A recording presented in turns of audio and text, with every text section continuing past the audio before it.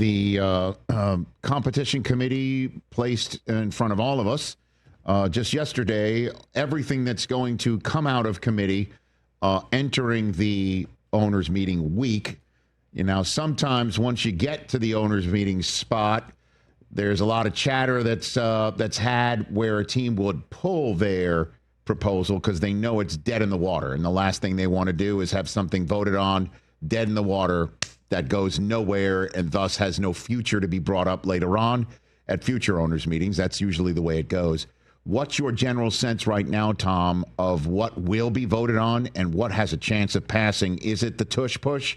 Could it possibly be the different way of seeding teams? Doesn't matter if you haven't won the division. If you have a better record as a wild card team, you still get a home game above a division winner, which is a Detroit proposal. What do you think going in, Tom? Handicap it. Well, on the seeding thing, Rich McKay, the competition committee chair, addressed this on a conference call yesterday, and he said there has been interest in that in the past, but you have to weigh out all the different factors here, including the way that the schedule is set up. You know, back in the COVID year in 2020, when there were all kinds of different things that, you know, contingencies they had to set up, one of them was what happens if we don't play all the games? What if we play 14 games and you end up with unbalanced schedules where not everybody has played their full division slate? They were going to rank them. They were going to do it this way.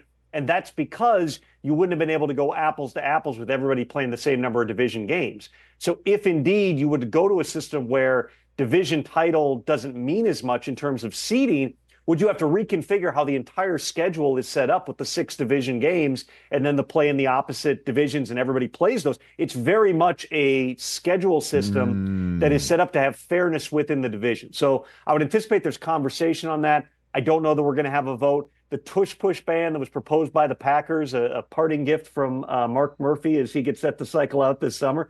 It's the first time this is going to be really addressed and discussed at a larger level, but there's not been appetite in the past from the competition committee to support a ban, in part because there's no documented injuries whatsoever on the play. Historically, the competition committee proposals have had a higher degree, a higher percentage chance of passing than team proposals. And so the two I would say to watch, and that's not to, you know, to cast aside any of the others, but the two I would say to watch are the two that were in the competition committee's proposals that they put out yesterday. One being moving up the touchback spot to the 35 from the 30.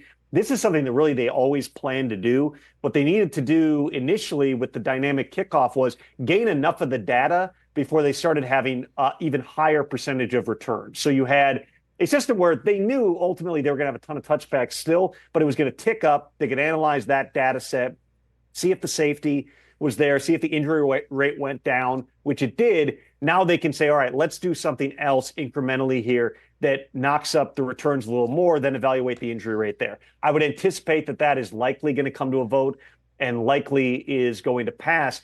The other rule change that's going to be interesting, and I would think that this would have a pretty strong possibility of passing, is going to be expanding the replay assist to cover more objective elements of plays. And the key there is objective elements of plays, because there's a lot of stuff in the rule book, whether it's what's a material restriction of a receiver, you know, what is a grasp of the face mask versus incidental contact, what is, you know, the start of a slide, all those things. None of those are truly going to be the reviewable part. What they're going to be reviewing is the objective elements of plays, and it's only going to cover, Rich, under this proposal when a flag has been put down on the field.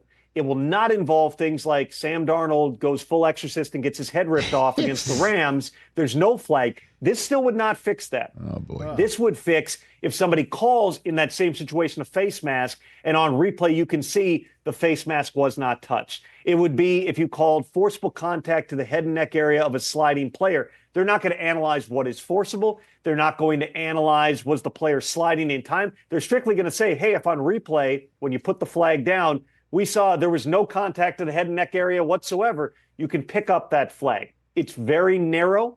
That should not be surprising because the competition committee has never had an appetite to substitute one person's judgment for another's. And Troy Vincent even invoked the legalized sports betting as a reason for this, which is if you all of a sudden have a flag coming in a minute after the play, and people are going to say, where'd that come from? I would go a step further and say, if you start to have every play, and I know there's this, we all want to get the play right, Rich. Yeah, we all I want to know. get the calls right, but you have the gray area of, hey, if it's not the Sam Darnold play, if it's the one 10% less than that, are you calling it there? Are you putting down a flag? If it's 25%, if it's a 50-50, do you want that flag put down?